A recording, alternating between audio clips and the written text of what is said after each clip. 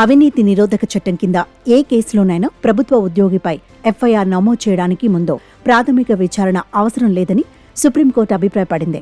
అవినీతి కేసుల్లో ఎఫ్ఐఆర్ నమోదు చేయడానికి ముందు ప్రాథమిక విచారణను క్లెయిమ్ చేయడానికి నిందితుడికి ఎటువంటి చట్టపరమైన హక్కు లేదని తెలిపింది.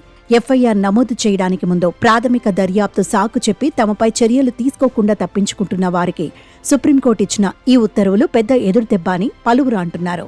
అవినీతి నిరోధక చట్టం కింద సంబంధిత కేసులో ప్రాథమిక విచారణ తప్పనిసరి కాదని సుప్రీంకోర్టు స్పష్టం చేసింది.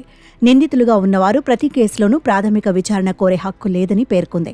అవినీతి నిరోధక చట్టం కింద నమోదైన కేసులు సహా మరికొన్ని కేసుల్లో ప్రాథమిక విచారణ అవసరమే అయినప్పటికీ క్రిమినల్ కేసులు నమోదైనప్పుడు ఇలాంటి విచారణ తప్పనిసరి కాదని సుప్రీంకోర్టు పేర్కొంది.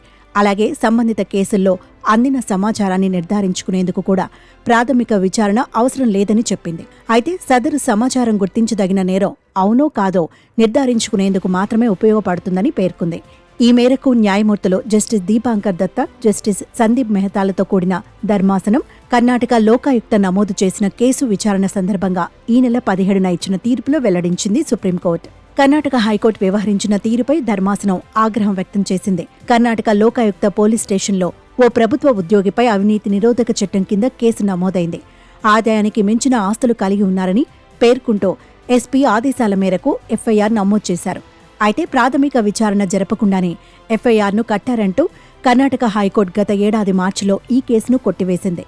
హైకోర్టు చర్యను సవాలు చేస్తూ ఆ రాష్ట్ర ప్రభుత్వం సుప్రీంకోర్టులో సవాల్ చేసింది. ఈ సందర్భంగా అవినీతి నిరోధక చట్టం కింద కేసు నమోదు చేసి ఎఫ్ఐఆర్ కట్టే ముందు ప్రాథమిక విచారణ తప్పనిసరా కాదా అనే విషయాన్ని సుప్రీంకోర్టు పరిశీలించింది. నిందితుడిపై ఎఫ్ఐఆర్ను కొనసాగిస్తూ తీర్పు వెలువరించింది.